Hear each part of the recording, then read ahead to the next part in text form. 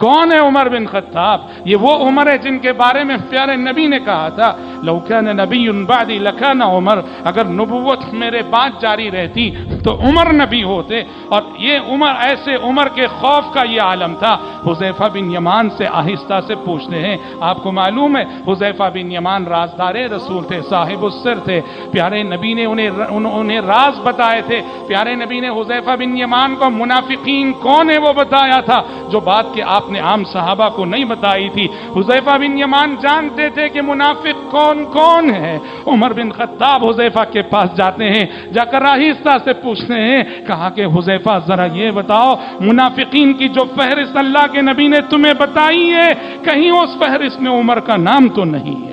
اللہ اکبر! کون ہے جو بے خوف ہو سکتا ہے؟ ہم کتنے مطمئن ہو کے جی رہے ہیں، حضرت عمر کتنا ڈر رہے ہیں، منافقین کی فہرست میں کہیں عمر کا نام تو نہیں آ گیا۔ اور اس احساس سے خوف سے جینے کے باوجود حضرت عمر کا احساس ذمہ داری تو آپ سب کو معلوم ہے، خلافت کی ذمہ داری نبھائی تو کیسے نبھائی؟ اللہ اکبر! کیسا انصاف کیا! آج تک دنیا ان کے انصاف کی مثال دے رہی ہے، قیامت کی صبح تک ان کے انصاف کی مثال دی جاتی رہے گی۔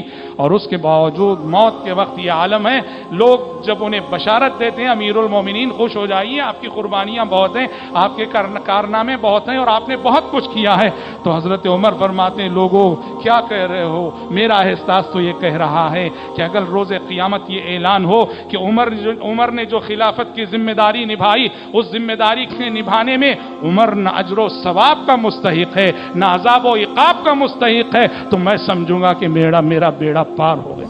تو واللہ لا لی ولا علی، یہ وہ لوگ ہیں جن کے دل زندہ تھے، جن کے دل ایمان سے معمور تھے، جن کے ضمیر ہر آن اور ہر لمحہ زندہ تھے، جن کے دل خوف الہی سے معمور تھے، اور ان کا یہ خوف ان صورتوں میں ظاہر ہوا کرتا تھا۔ اللہ اکبر! یہی عمر، حضرت عمر ایک مرتبہ گزر رہے تھے، ایک گھر سے تلاوت کی آواز آئی، اور ایک شخص اپنے گھر سے بآواز بلند تلاوت کر رہا تھا نماز تہجد میں، یا بعض روایتوں میں یہ بھی آتا ہے کہ پڑھنے والے خود حضرت عمر تھے۔ سورہ طور پڑھی جا رہی تھی، سورہ طور کی اس آیت پہ وہ قاری پہنچا، ان عذاب ربک لواقع، ان عذاب ربک لواقع، تمہارے رب کا عذاب آنے والا ہے، عذاب کی گھڑی یقیناً آنے والی ہے، عذاب کا مرحلہ یقیناً آنے والا ہے۔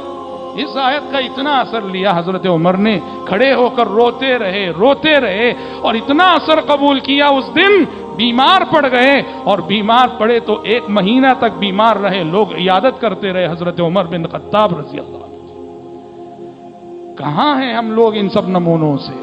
کہاں ہیں ہم خوف کے اس معیار سے؟ کہاں ہیں ہم خوف کے اس درجے سے؟